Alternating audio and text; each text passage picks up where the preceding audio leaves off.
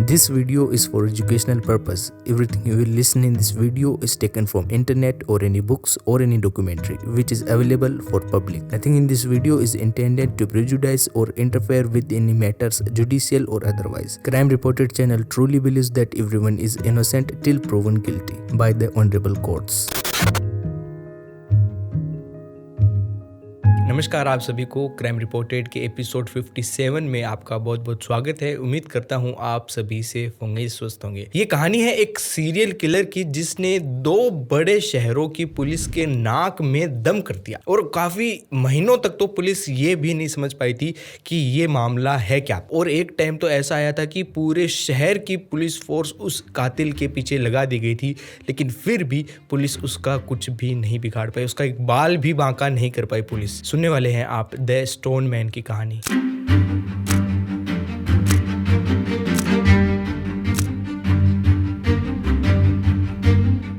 ये बात है 1985 की। 1985 भी उस वक्त खत्म होने वाला था, आखिर के कुछ महीने चल रहे थे। उसी वक्त मुंबई पुलिस को एक फोन आता है सियोन इलाके से। मुंबई पुलिस फौरन मौका वारदात पर पहुंचती है और वहां पर मुंबई पुलिस को एक शव बरामद होता है। अच्छा, उस वक्त मुंबई पुलिस नहीं बल्कि बॉम्बे पुलिस हुआ करता था। मुंबई का नाम उस वक्त बॉम्बे हुआ करता था। खैर, जो शव पुलिस को मिला था उसकी शिनाख्त करना बहुत ही मुश्किल था, एक तरह से नामुमकिन था, क्योंकि उस शव का सर बुरी तरीके से किसी बड़े पत्थर से किसी ने कुचल दिया था। उसका चेहरा पहचानने में नहीं आ रहा था, एक तरह से चेहरा पूरा खत्म हो चुका था। बाकी चेहरे और सर के अलावा पूरी बॉडी के ऊपर कहीं भी एक छोटा सा चोट का निशान भी नहीं था। बाकी की पूरी बॉडी एकदम साफ थी, केवल सर को एकदम बुरी तरीके से कुचल दिया था। और कुचलने का मकसद भी शायद यही था ताकि उस शव की या फिर उस इंसान की शिनाख्त ना हो पाए। अब बॉम्बे पुलिस उस शव को बरामद करती है, उसको एम्बुलेंस में डालती है, उसको हॉस्पिटल ले जाया जाता है और बाद में वहां पर होती है उसकी पोस्टमार्टम जांच। पोस्टमार्टम जांच ये साफ करती है कि उस शख्स की मौत हुई है तकरीबन 2 से लेकर 4 के बीच, रात के 2 से लेकर 4 के बीच उसकी मौत हुई है। और जब उसके ऊपर हमला किया गया था, उसके ऊपर वार किया गया था, तब वो शख्स एकदम गहरी नींद के अंदर था। अब पुलिस शुरू करती है अपनी इन्वेस्टिगेशन। थोड़ी बहुत इधर उधर वो जांचबीन करते हैं, जांच पड़ताल करते हैं, लेकिन पुलिस को कोई भी लीड, कोई भी सबूत नहीं मिलता है। पुलिस ये भी इंतजार करती है कि कोई उस लाश को क्लेम करने आए, कोई उसकी शिनाख्त करने आए, लेकिन कोई भी उस शव को क्लेम करने नहीं आता है। जब कई दिन बीत जाते हैं और कोई भी उसको क्लेम नहीं करने आ रहा था, तब वहाँ की पुलिस खुद ही उस शव के लास्ट राइट्स कर देती है। अंतिम संस्कार होने के बाद में पुलिस भी ठंडी पड़ जाती है, उसकी फाइल धूल खाने लगती है। अब वैसे तो भारत का कानून सभी नागरिकों के लिए एक समान है, चाहे से वो अमीर हो चाहे से गरीब हो, लेकिन ये बात केवल कागजों तक ही सीमित है। असली जिंदगी के अंदर जो गरीब होता है, जिसका ना कोई आगे है ना कोई पीछे है, उसके लिए पुलिस कोई भी इन्वेस्टिगेशन नहीं करती है, कोई भी जांच पड़ताल नहीं करती है।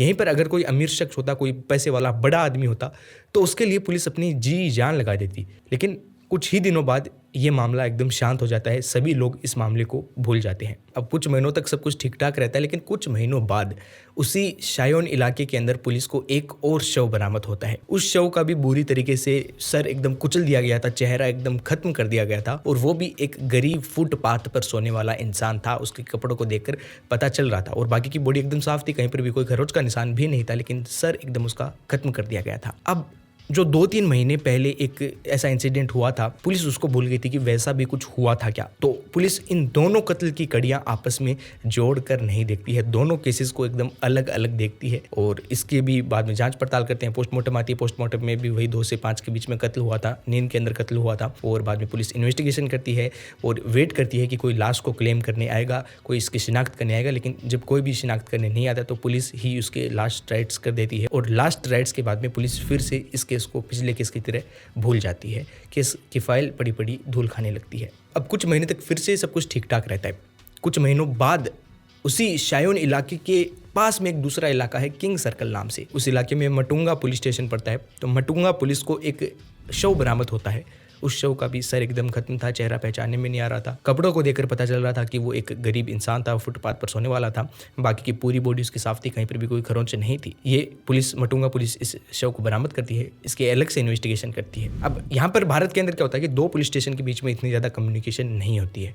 अब शायोन पुलिस ने उनके इलाके में जब 2 बॉडीज़ मिली, उनकी कड़ियाँ आपस में जोड़कर नहीं देखी, तो ये तो थाना ही एकदम दूसरा था। इस तीसरे शव की तो कहाँ पर उन दोनों से कड़ियाँ जुड़ने वाली थी। तो शायोन पुलिस पुलिस और मटुंगा पुलिस के बीच में कोई भी बातचीत नहीं होती है और मटुंगा पुलिस इस केस को एक तीसरे नए केस की तरह ही इन्वेस्टिगेट करती है। तीनों की कड़ियाँ बेसिकली आपस में नहीं जुड़ती हैं। अब इसी तरह से पुलिस को कुछ महीनों बाद चौथी बॉडी मिलती है, कुछ महीनों के अंतराल के बाद पांचवी बॉडी मिलती है, उसके बाद में छठी बॉडी मिलती है और ये सब कुछ शायोन और किंग सर्कल इलाके के अंदर अंदर ही हो रहा था। अब जब छठी बॉडी मिलती है तब मटुंगा पुलिस के एक ऑफिसर के दिमाग में बात खनकती है कि ऐसे ऐसे मामले बार बार हो रहे हैं, ऐसे ऐसी किलिंग्स बार बार हो रही हैं। तो बाद में वो आसपास के थानों के अंदर खबर पहुंचाता है वायरलेस के ऊपर, आसपास के थानों से वो पूछताछ करते हैं। तो मटुंगा पुलिस के ऑफिसर को पता चलता है कि ऐसे कत्ल शायोन इलाके में भी कुछ हुए हैं जिनका सर एकदम खत्म कर दिया गया था, चेहरा पहचानने में नहीं आ रहा था। अब यहाँ पर पुलिस ने सबसे पहली बार कड़ियाँ जोड़ने की कोशिश की। जितने भी बॉडी पुलिस को मिली वो सभी शख्स फुटपाथ पर सोने वाले थे। वो बहुत ही गरीब थे, ना उनका कोई परिवार था, ना उनका कोई दोस्त था, ना उनका कोई रिश्तेदार था, उनके आगे पीछे कोई नहीं था, उनकी शिनाख्त करने वाला कोई भी नहीं था इस दुनिया के अंदर। वो सभी रात को फुटपाथ पर सोते थे, अकेले ही ज़्यादातर वो सोते थे और उनका कत्ल हमेशा जब वो रात को गहरी नींद के अंदर होते थे तब हुआ था। सभी को एक बड़े पत्थर से 20 से 30 किलो के वजनी पत्थर से मारा गया था। जितने भी कत्ल हुए थे उनमें मारने का तरीका सेम था, मारने का वक्त सेम था और जिस तरीके से मारा गया था वो भी सब कुछ सेम ही था। अब यहाँ से पुलिस को कंफर्म हो जाता है कि ये एक सीरियल किलिंग का मामला है। कोई सीरियल किलर उस इलाके में घूम रहा है जो कि कुछ फुटपाथ पर सोने वाले लोगों को अपना निशाना बना रहा है। पुलिस को बस इतना पता था कि जो भी ये सब कुछ कर रहा है वो एक उम्रदराज व्यक्ति नहीं है, वो एक नौजवान हट्टा खट्टा इंसान है। क्योंकि 20 से 30 किलो के वजनी पत्थर को कोई उम्रदराज व्यक्ति नहीं उठा सकता, कोई नौजवान हट्टा कट्टा इंसान ही इस काम को अंजाम दे सकता। पुलिस अपनी इस इन्वेस्टिगेशन में लगी ही हुई थी कि पुलिस को एक बहुत बड़ी लीड मिलती है। वो लीड ये मिलती है कि एक होटल के अंदर एक वेटर के तौर पर काम करने वाला शख्स जो कि रात को फुटपाथ के ऊपर सो रहा था, कोई शख्स आता है और उसके ऊपर पत्थर से हमला करने की कोशिश करता है, लेकिन उसकी किस्मत से उस वक्त आंखें खुल जाती हैं और वो छोटी मोटी चोटों के साथ वहां से भागने में कामयाब हो जाता है। हॉस्पिटल पहुंचने के बाद में पुलिस को इन्फॉर्म किया जाता है। पुलिस की एक गाड़ी फौरन हॉस्पिटल पहुंचती है उस शख्स के पास, उस वेटर के पास, और उससे पूछती है कि वो शख्स कौन था, उसका चेहरा क्या तुमने देखा, हमें बताओ वो कैसा था दिखने में। लेकिन अब वो वेटर बोलता है कि वहाँ पर क्योंकि बहुत ज़्यादा अंधेरा था तो मैं उसका चेहरा नहीं देख पाया। तो वो लीड पुलिस के कोई काम की नहीं थी। जो चमक थोड़ी देर के लिए मुंबई पुलिस के चेहरे पर आई थी वो चमक कुछ ही देर बाद एकदम गायब हो चुकी थी क्योंकि पुलिस के हाथ अभी तक खाली थे। लेकिन फिर भी बॉम्बे पुलिस ने हार नहीं मानी और वो अपनी इन्वेस्टिगेशन के अंदर जुटे रहे। रात के वक्त में कई और गाड़ियां लगा दी पेट्रोलिंग करने के लिए। अब ये सारा मामला 1985 के अंदर शुरू हुआ था और साल आ जाता है 1988। इन 3 सालों के दौरान पुलिस को तकरीबन 12 बॉडी बरामद होती हैं जिनको मारने का तरीका, मारने का वक्त सब कुछ सेम था। अब इन 12 बॉडीज में से किसी एक को भी कोई भी क्लेम करने नहीं आया। तो पुलिस यहाँ पर क्लियर हो गई थी कि जो शख्स ये सब कुछ कर रहा है वो सबसे पहले रेकी करता है, एक शख्स की रेकी करता है कि क्या इसके आगे पीछे कोई है, इसका कोई दोस्त रिश्तेदार है, और जब उसको कंफर्म हो जाता है कि इसके आगे पीछे कोई नहीं है तब ही वो उसको अपना शिकार बनाता है। हालांकि ऑफिशियली ये नंबर था 12 बॉडीज़ का कि 12 बॉडीज़ मिली हैं, लेकिन बहुत सारे वहाँ के रहने वाले लोग कहते हैं कि ये आंकड़ा 26 तक पहुँच गया था।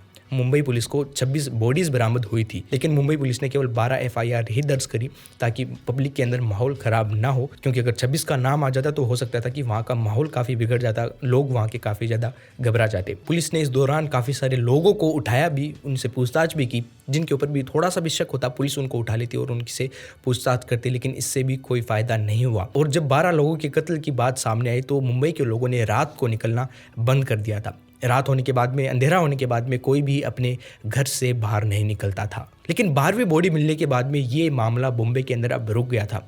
7-8 महीने बीत गए थे, कोई भी नई ऐसी खबर नहीं आई थी, कोई भी नई ऐसी बॉडी नहीं मिली थी। 13वीं बॉडी नहीं मिली मुंबई के अंदर, बॉम्बे के अंदर। मुंबई पुलिस काफ़ी ज़्यादा खुश हुई, उनको लगा कि अब ये मामला यहीं पर ख़त्म हो गया है और वो सीरियल किलर का मकसद था या फिर जो भी था वो यहीं पर ख़त्म हो गया है। लेकिन फिर भी मुंबई पुलिस अपनी इन्वेस्टिगेशन जारी रखती है। अब साल आ जाता है 1989, जून का महीना। 6-7 महीने और बीत जाते हैं आखिरी कत्ल के बाद। 1989 में वो मामला मुंबई से उठकर चला जाता है कलकत्ता के फेमस ब्रिज हावड़ा से पुलिस स्टेशन में एक फ़ोन आता है कि यहाँ पर एक शव पड़ा है। पुलिस फौरन मौके वारदात पर पहुंचती है। पुलिस देखती है कि जो शव पड़ा है वो एक गरीब आदमी, उसके कपड़ों को देखकर पता चल रहा था उसका चेहरा एकदम खत्म कर दिया गया है, उसका सिर एकदम फोड़ दिया गया है पूरी तरीके से। और वो फुटपाथ पर सोने वाला वही व्यक्ति था, क्योंकि हावड़ा ब्रिज के आसपास बहुत सारे लोग फुटपाथ पर सोते हैं, तो वो भी किसी फुटपाथ पर सोने वाला ही व्यक्ति था। और उसके पास से एक बड़ा भारी 20 किलो के समथिंग का पत्थर भी बरामद हुआ। पुलिस सोचती है कि ये कोई आपसी रंजिश का मामला होगा और इसी के चलते किसी ने इसका इतनी बेरहमी से कत्ल कर दिया। पुलिस छानबीन में लगती है कि किससे क्या आपसी रंजिश थी। इसी दौरान पुलिस को एक और शव मिल जाता है, दूसरा शव मिल जाता है, उसके बाद में एक तीसरा शव भी मिल जाता है। तीनों को मारने का तरीका, मारने का वक्त, जिनको मारा गया वो सभी सेम। अच्छा, वो उस वक्त जो मुंबई में जो चल रहा था वो पूरे भारत के अंदर फैला हुआ था। पूरे भारत को पता था कि मुंबई के अंदर क्या चल रहा था, कैसे चल रहा था। तो कोलकाता पुलिस को भी पता था कि ऐसा कुछ मुंबई के अंदर चल रहा है, और वैसा ही अब कुछ कोलकाता के अंदर भी। कोलकाता की पुलिस समझ गई थी कि जो शख्स मुंबई में ये सब कुछ कर रहा था वो अब कोलकाता आ चुका है, और कोलकाता में आकर वो अब सीरियल किलिंग को अंजाम दे रहा है। पुलिस फौरन हाई अलर्ट के ऊपर आ जाती है, और ऐसी सनसनी बातें मीडिया से छुपकर भी नहीं रहती हैं। तो वहाँ की एक लोकल इंग्लिश न्यूज़पेपर में भी एक खबर छाप दी जाती है फ्रंट पेज के ऊपर, और उस वक्त उस न्यूज़पेपर से में सबसे पहली बार इस सीरियल किलर का नाम का जन्म हुआ, और नाम रखा गया stone man. The stone man के नाम से बाद में सभी इस सीरियल किलर को जानने लगे। हालांकि कोई भी उसका ऑफिशियल नाम पता नहीं था, तो सभी लोग उसको स्टोन मैन के नाम से जानने लगे। लेकिन मीडिया में खबर आने के बाद में, पुलिस की मैन पावर बढ़ाने के बाद भी ये मामला कोलकाता के अंदर शांत नहीं होता है, और तकरीबन 6-7 महीनों के अंदर अंदर पुलिस को वहां से 13 शव बरामद हो जाते हैं। मुंबई के अंदर 3 सालों में 12 शव बरामद हुए थे पुलिस को, लेकिन कलकत्ता के अंदर केवल 7 महीनों के अंदर अंदर 13 शव पुलिस को बरामद हो गए थे। तो वो शख्स जो भी है स्टोन मैन, वो अब सीरियल किलिंग की रफ्तार को और भी बढ़ा रहा है। वो और भी कम समय में और भी ज्यादा किलिंग्स कर रहा है। पुलिस एकदम हाई अलर्ट पर आ जाती है, और कोलकाता पुलिस अपने इतिहास का सबसे बड़ा सर्च ऑपरेशन उस वक्त चलाती है स्टोन मैन को पकड़ने के लिए। कोलकाता पुलिस को जिस शख्स के ऊपर भी थोड़ा सा भी शक होता, पुलिस उसको उठा लेती और पुलिस स्टेशन ले आती। उसके बाद में उससे पूछताछ होता। जितने भी लोग फुटपाथ के ऊपर सोते थे उन सभी को बताया गया कि आपको कभी भी रात को अकेले नहीं सोना है, सभी को एक साथ ग्रुप के अंदर सोना है, और वहीं पर सोना है जहाँ पर थोड़ी लाइट हो। अंधेरे के अंदर नहीं सोना है, अकेले कहीं पर भी नहीं सोना है। वहाँ के लोग भी काफ़ी ज़्यादा घबरा गए थे, तो वो सभी लोग एक साथ ग्रुप में ही सोने लगे और किसी रोशनी वाली जगह पर ही सोने लगे। अब पुलिस के इस सारे काम के बाद में सीरियल किलिंग रुक गई थी। 13वें शव के बाद में पुलिस को कोई भी 14वां शव नहीं मिला। कोलकाता पुलिस यहाँ पर बहुत ज़्यादा खुश हुई, लेकिन अब कोलकाता पुलिस के सामने 2 रास्ते थे। एक हो सकता है कि पुलिस ने जितने भी लोगों को उठाया है, हो सकता है कोई वो स्टोन मैन उन्हीं में से एक हो। पुलिस सख्ती से उन सभी जितने भी लोगों को उठाया था उन सभी से पूछताछ करती है, लेकिन कोई भी उनके खिलाफ एविडेंस नहीं मिलता है, किसी के ऊपर भी पुलिस को शक नहीं होता है, तो पुलिस को उन सभी को बाइज्जत बरी करना पड़ता है। दूसरा ऐसा हो सकता है कि स्टोन मैन घबरा गया हो और उसने कोलकाता छोड़ दिया, वो कोलकाता को छोड़कर और कहीं चला गया हो। लेकिन कुछ भी हो, मामला कोलकाता के अंदर भी शांत हो चुका था। अब बहुत ज़्यादा चांसेस थे कि वो और कोई तीसरी जगह के ऊपर जाएगा, और जैसा शक था वैसा ही कुछ हुआ। तकरीबन 26 सालों के बाद में 2016 के अंदर, काफ़ी सारा वक्त बीत गया था, 2016 के अंदर आसाम के गुवाहाटी से एक खबर आती है कि 3 लोगों को बेरहमी से उनका सर कुचलकर उनकी हत्या कर दी गई है। जैसे ही ये खबर आती है अखबारों में, मीडिया के अंदर, सभी लोगों के अंदर सनसनी फैल जाती है, क्योंकि सभी को याद था इस स्टोन मैन के बारे में। कोई भी इस स्टोन मैन को भूला नहीं था। न्यूज़पेपर के अंदर आर्टिकल छप रहे थे, stone man is back. Guwahati की पुलिस भी काफ़ी ज़्यादा घबरा गई थी, और वो भी काफ़ी कोशिश करते हैं इधर उधर ढूंढने की, लेकिन खुशकिस्मती से ये मामला ये नंबर 3 तक ही आकर रुक जाता है। 3 के बाद में कोई भी चौथा शव बरामद नहीं हुआ। 3 के बाद में ये रुक गया था। अब उसके बाद में मुंबई और कोलकाता पुलिस एक जॉइंट इन्वेस्टिगेशन करती हैं उस शख्स को ढूंढने की, स्टोन मैन को ढूंढने की, क्योंकि अभी तक उसने दर्जनों किलिंग्स कर दी हैं और पुलिस के पास उसके खिलाफ एक भी सबूत, एक भी एविडेंस नहीं था।